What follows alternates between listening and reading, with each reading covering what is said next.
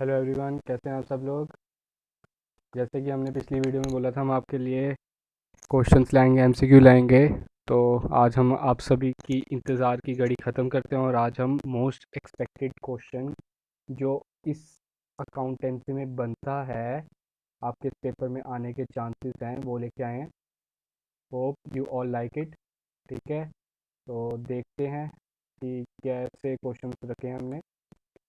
ये देखिए, सबसे पहले मैं आपकी नज़रें इधर लाना चाहता हूँ।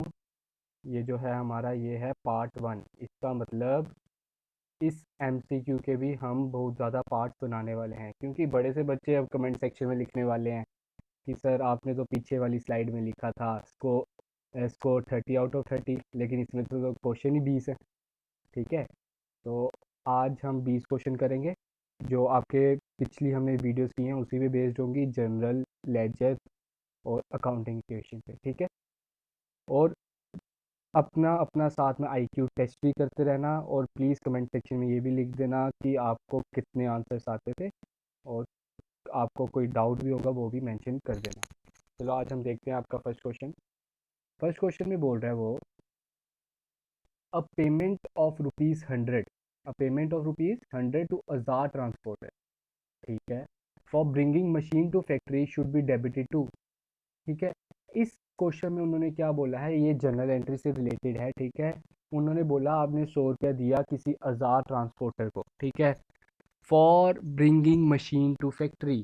मैंने आपको क्या बोला था, जो भी आप मशीन लाते हो, मशीन आप कभी भी लाते हो, उसका जो भी एक्सपेंस है, उसका सारा एक्सपेंस आपने मशीन अकाउंट में डाल देना होता है। तो इसकी एंट्री क्या बनती है, machine account debit, machine account debit to cash account. इसकी एंट्री क्या बनती है, मशीन टू कैश।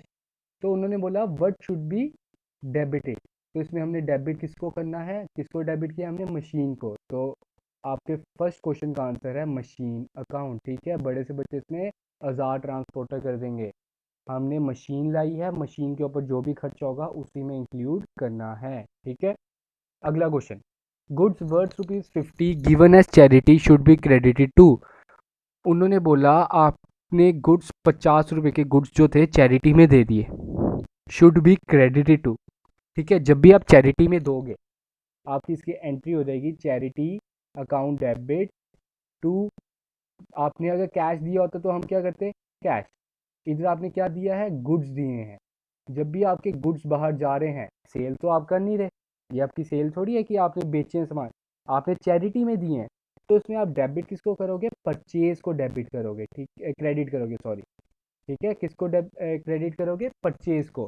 तो उन्होंने क्या बोला, व्हाट शुड बी क्रेडिटेड, तो इसमें क्रेडिट क्या हो रहा है हमारा, परचेज अकाउंट। तो इसका आंसर हमारा आ जाएगा परचेज अकाउंट। ये चीज़ याद रखना जब भी आपका, अब जैसे हमने एक एंट्री की थी ड्राइंग्स अकाउंट की, कि आपने गुड्स निकाले थे, तो हमने उसकी एंट्री की थी drawings account debit to purchase account. अभी लास्ट वीडियो में हमने एंट्री की थी। ठीक है, तो अब अगला third question, loss of goods by fire should be credited to.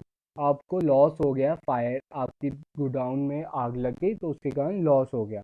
तो लॉस क्या होता है, debit all expenses and losses. तो इसकी एंट्री आपकी हो जाती है लॉस अकाउंट डेबिट टू, मतलब loss account, loss of goods on fire, loss of goods by fire account debit to purchase account. क्योंकि आपका जला क्या है, परचेज जला है ना, आपका गुड्स जले हैं, आपने बेचे तो नहीं है, आपको उससे ना कैश आया ना आपने सेल की है, एक तरह के आपके गुड्स जले हैं। और मैंने बता दिया जनरल एंट्री में वर्ड्स, आपने वर्ड गुड यूज़ नहीं करना होता।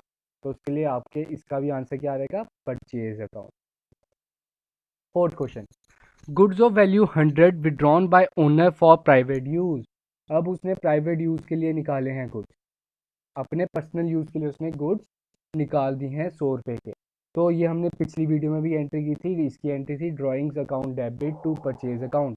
अब उन्होंने क्या बोला, what should be credited, credited क्या हुआ, परचेज अकाउंट। आपके 3 आंसर्स के तो कहाँ आंसर परचेज ही आ गए। इसलिए आपको ये वाला कॉन्सेप्ट हो कि समझ आ गया हो, ये परचेज अकाउंट आएगा इसमें हमेशा क्रेडिट। जब भी आपका सामान लॉस के कारण जा रहा है, या तो आपका सामान चैरिटी के तौर पे जा रहा है, या तो आपने प्राइवेट यूज़ में निकाला है, तो वो सारा आपका परचेज क्रेडिट होगा। ठीक है, अब हम आगे देखते हैं next question, personal account is related to. अब हमने 3 अकाउंट किए थे, 3 अकाउंट थे ना, तो 3 अकाउंट में से एक था पर्सनल अकाउंट, दूसरा था रियल अकाउंट, है ना, थर्ड वन क्या था, नॉमिनल अकाउंट। तो पर्सनल अकाउंट किससे रिलेटेड था, पर्सन पर्सन से रिलेटेड था, लोगों से रिलेटेड था। इसमें दो तरह के पर्सन थे, आर्टिफिशियल एंड नेचुरल पर्सन, ठीक है। तो इन्होंने पहला ऑप्शन दिया assets and liability. Assets and liabilities किस में डील करता है, ये डील करता है रियल अकाउंट में। एक्सपेंसेस एंड इनकम किस में डील करता है, नॉमिनल अकाउंट में। उन्होंने पूछा है आपको पर्सनल अकाउंट। कस्टमर और क्रेडिटर, कस्टमर आपका कौन हुआ, एक इंसान ही हुआ ना, वो एक पर्सन ही हुआ ना, तो इसका आंसर आपका क्या आ जाएगा, कस्टमर एंड क्रेडिटर अकाउंट। ठीक है, पर्सनल अकाउंट इसमें कौन सा है, कस्टमर एंड क्रेडिटर, क्योंकि कस्टमर एक इंसान है, क्रेडिटर एक इंसान है, तो वो पर्सनल अकाउंट है। The basic rule, debit the receiver credit the giver. ये आंसर बताने की जरूरत नहीं है, ये आपको पता होना चाहिए, ठीक है। तो seventh B, debit word comes in credit word goes out. चलो मैं मार्क कर देता हूँ, वैसे पता होना चाहिए सभी को। Debit the receiver credit the giver किसका था, पर्सनल अकाउंट का आंसर। अब debit word comes in credit word goes out is applicable to, जो आया वो डेबिट, जो गया वो क्रेडिट, रियल अकाउंट, है ना। पिछली वीडियो रीकैप करो, उस वीडियो को फिर से याद करो, देखो अगर नहीं अभी भी आता तो करो उसे रिवाइज फिर से। Cash purchase of goods from Gopal should be credited to. अब इसकी जर्नल एंट्री भी बड़ी सिंपल है, जर्नल एंट्री पहले कर लो। कैश आपने गुड्स गोपाल से लिए कैश पे, तो गोपाल की वैल्यू तो खत्म होगी, है ना। जब नाम भी आ गया और कैश भी आ गया, तो इंपॉर्टेंस किसकी रही, कैश की। कैश परचेज की एंट्री क्या होती है, purchase account debit to cash, purchase to cash entry होती है। तो इसमें क्रेडिट क्या हुआ है, कैश अकाउंट, तो इसका आंसर क्या आ जाएगा, कैश अकाउंट। इसको कैश अकाउंट को आप मार्क कर दो। Next, payment of ₹50 to Rahim as wages. ये भी बड़ा इंपॉर्टेंट क्वेश्चन, ध्यान से देख लो। Payment of ₹50 as wages to Rahim, ठीक है। रहीम को आपने वेजिस पे किए for repairing furniture, should be debited to. मैंने कितनी बार बोल चुका हूँ, फर्नीचर मशीनरी पे कोई भी खर्चा होगा वो आपने इंक्लूड उसी के अकाउंट में कर देना होता है। ये ना ही रिपेयर अकाउंट में आएगा, ना ही रहीम के अकाउंट में आएगा, ये आपका आएगा फर्नीचर अकाउंट में। तो इसका आंसर क्या है, A, furniture account is the correct answer. आपने कोई भी खर्चा होता है मशीन फर्नीचर पे, तो आपने किस में डालना है, उसी के अकाउंट में। विच of the following is an accounting equation, wow ये तो अभी हमने कल ही किया है। इसमें से कौन सी आपकी अकाउंटिंग इक्वेशन है, assets is equal to liability minus capital, नहीं, नहीं है ना। Assets is equal to liability plus capital, हाँ भाई यही है आंसर इसका। Assets is equal to liability plus capital. बाकी भी देख लेते हैं, capital plus assets is liability, नहीं ये भी नहीं है। फिर assets plus liability is equal to capital, ये भी नहीं है। तो आपका आंसर क्या है इसमें, बी पार्ट। अब next question, the total of debit side of account exceed the credit side. जब आपका डेबिट साइड बड़ा है क्रेडिट साइड से, ठीक है, डेबिट साइड बड़ा है क्रेडिट साइड से, इट इंडिकेट्स, वो क्या इंडिकेट करता है, डेबिट बैलेंस, ठीक है। जो साइड बड़ी होती है ना वो बैलेंस इंडिकेट करता है। अब जैसे मैं आपको इसमें एग्जांपल दे देता हूँ,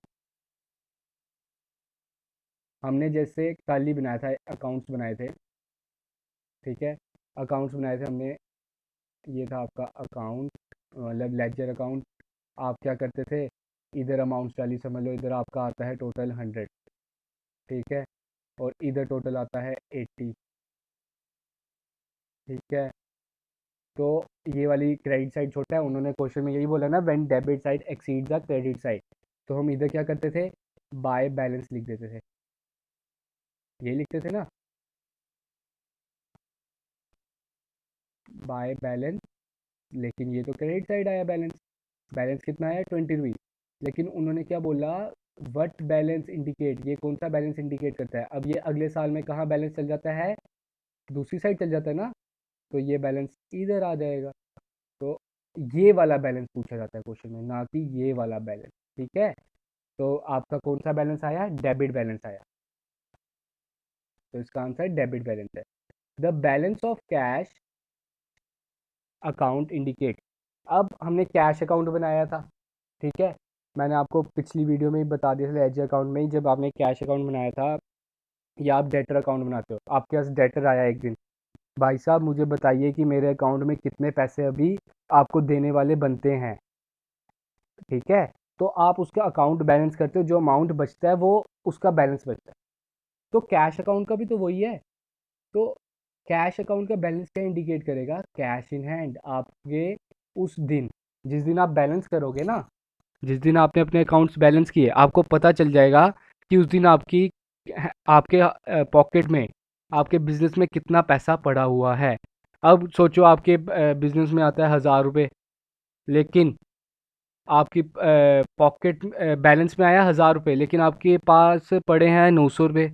100 रुपये कहाँ गए? तो आप इस चीज़ के लिए अपने मैनेजर को पकड़ सकते हो, आप उससे पूरा हिसाब मांग सकते हो। अकाउंट्स का यही तो है, आपके ये आपको ट्रूथ अकाउंट्स बताता है। आपके बाकियों के फॉल्ट ढूंढ सकते हो, जो आपके जूनियर वंस हैं, ठीक है, जो आपके वो मैनेजर है, आप उससे पूछ सकते हो कि मेरे 100 रुपीज़ कहाँ पे हैं, ठीक है। तो अब हम नेक्स्ट क्वेश्चन में जाते हैं। Purchase goods from Shobit, journal entry would be, ये जो सिंपल में जर्नल एंट्री पूछनी, शोबित से आपने गुड्स परचेज किए, तो कैश तो नहीं लिखा इधर, तो क्या इसकी एंट्री रहेगी? Purchase to Shobhit, purchase to शोभित। तो परचेज टू शोभित कहाँ है हमारा? डी आंसर इसका आ जाएगा, ठीक है, इसका आंसर है डी। अब ये 14 क्वेश्चन ध्यान से देखना, ये बड़ा इंपॉर्टेंट क्वेश्चन है और थोड़ा ट्विस्टी क्वेश्चन है, ठीक है। इसमें बोला message, stationery mart will debit the purchase of stationery to, stationery mart will debit the purchase of stationery. आपको इस नाम से क्या पता चल रहा है? वो बिजनेस किस चीज़ का है? स्टेशनरी का बिजनेस है। जो स्टेशनरी का बिजनेस कर रहा है वो स्टेशनरी में ही डील करेगा। तो अगर वो इंसान स्टेशनरी खरीद रहा है, स्टेशनरी आइटम्स खरीद रहा है, तो वो उसकी क्या हुई? परचेज हुई। तो किस में डेबिट होंगी वो? परचेज अकाउंट में। लेकिन अगर इधर स्टेशनरी अकाउंट की जगह लिखा होता इलेक्ट्रॉनिक मार्ट, तो ये आपकी स्टेशनरी में डेबिट होती, ठीक है। अगर इलेक्ट्रॉनिक मार्ट लिखा होता तो ये आपका स्टेशनरी अकाउंट में डेबिट होती, तब वो आप एज ए एक्सपेंस लेते स्टेशनरी। लेकिन ये स्टेशनरी मार्ट है, ये स्टेशनरी इसकी गुड्स है, तो गुड्स के लिए नाम क्या यूज़ होना है? Purchase account. अब आपकी 15th क्वेश्चन आता है, कैश अकाउंट इज ए, जो कैश अकाउंट है वो कौन सा अकाउंट है? पर्सनल, रियल की नॉमिनल? ये सभी को पता होना चाहिए, रियल अकाउंट है वो, क्योंकि इट इज़ एसेट। अब 16 क्वेश्चन भी बड़ा इंपॉर्टेंट है। Mister X is a electronic dealer, किस में डील करते हैं मिस्टर एक्स? इलेक्ट्रॉनिक्स में, एसी, फ्रिज वगैरह में। He purchase 2 ACs and installed in he showroom. अब उन्होंने क्या किया? 2 एसी खरीदे।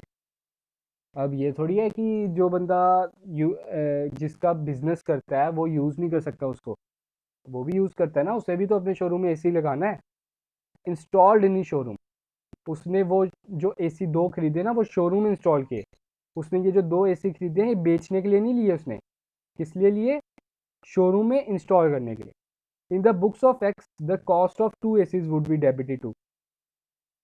अगर उसने बेचने के लिए लिए होते तो हम उसे डेबिट करते परचेज पर, ठीक है, अगर उसने बेचने के लिए लिए होते। लेकिन उसने अपने बिजनेस के पर्पज़ के लिए लिया है। अगर वो अपने पर्पज़ के लिए लेता तो ड्राइंग्स को डेबिट करते, लेकिन किसके पर्पज़ के लिए? बिजनेस के पर्पज़ पे, तो हम सिंपल फिक्स्ड अकाउंट को डेबिट करेंगे। तो इसका आंसर क्या है? Fixed account. इसका आंसर क्या है? मैं फिर से एक बार मार्क कर देता हूँ, इसका आंसर है फिक्स्ड अकाउंट। अगर वो बेचने के पर्पज़ से लिए गए हैं तो परचेज अकाउंट, अगर प्रोप्राइटर ने अपने पर्सनल यूज़ के लिए यूज़ किया है उसे तो ड्राइंग अकाउंट, लेकिन उसने बिजनेस के यूज़ के लिए लिया है, तो ये आपका क्या आएगा? Fixed account. अब आपके ये आगे लास्ट 4 क्वेश्चन। आपका पहला क्वेश्चन बोल रहा है, विच of the following is not a real account. इसमें से रियल अकाउंट कौन सा नहीं है? रियल अकाउंट कौन से होते हैं? एसेट्स और एसेट्स वाले। कैश अकाउंट एसेट है, यस, तो ये आपका ठीक है। बैंक अकाउंट एसेट है, ये भी ठीक है। इन्वेस्टमेंट अकाउंट ये भी एसेट है, ये भी ठीक है, रियल अकाउंट है। Outstanding expenses, outstanding expenses is a personal account, क्योंकि ये एक तरह का आपने नाम दिया होता है इसे, तो ये आपका पर्सनल अकाउंट है। तो इसका आंसर क्या आ जाएगा? इसका आंसर है आपका, उन्होंने क्या बोला है, नॉट ए रियल अकाउंट। ये भी ध्यान से पढ़ा करो, नॉट अ रियल अकाउंट। तो इसका आंसर आपका आ जाएगा outstanding expense account. Which of the following is not a accounting equation, पीछे हमने किया था इसे अकाउंटिंग इक्वेशन, इसमें से कौन सा अकाउंटिंग इक्वेशन नहीं है? Assets is equal to capital plus liability, ये तो है भाई, है ना ये। Liability is equal to asset minus capital, इधर से ट्रांसपोर्ट करके देख लो, अगर कैपिटल को हम उधर ट्रांसपोर्ट कर दें तो यही बनता है। हाँ ये भी है, सही है, ये अभी अकाउंट इक्वेशन है। Capital is equal to asset minus liability, ये भी अकाउंटिंग इक्वेशन है।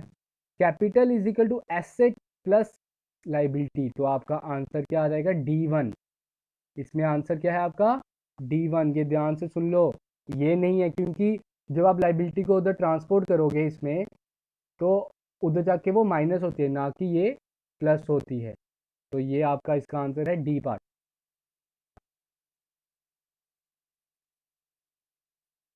अब आपका आता है फिक्स्ड एसेट्स, ये भी बड़ा इंपॉर्टेंट क्वेश्चन है, ध्यान से समझना, थोड़ा ट्विस्टी क्वेश्चन है ये। Fixed assets are double the current asset, current assets के वो डबल है, ठीक है भाई, हमें पता चल गया। हाफ द कैपिटल, कैपिटल के आधे हैं, ये भी याद रखना।